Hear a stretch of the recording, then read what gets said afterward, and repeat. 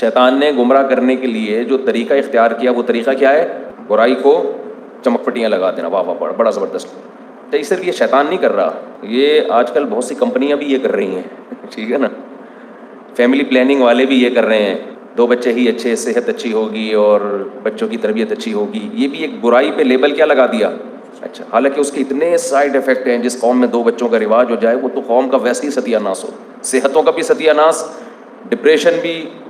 अब इस पे तो मैं बात नहीं करूंगा, बहुत दफ़ा बोल चुका हूँ, लेकिन एक मिसाल जहन में आ गई।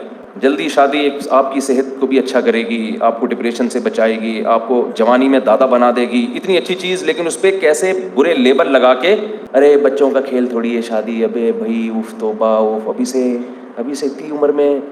आखिर एक जिम्मेदारी है, तो जिम्मेदारी अपनी बीवी की है ना मेरे भाई, जिससे फ़ायदे भी तो उठा रहा है, और उस बीवी की भी जिम्मेदारी ये मर्द उठा रहा है, तो सुभान अल्लाह। लेकिन नहीं है, एक्चुअली एक टोपे ड्रामे करके उसका बेड़ा गर्क।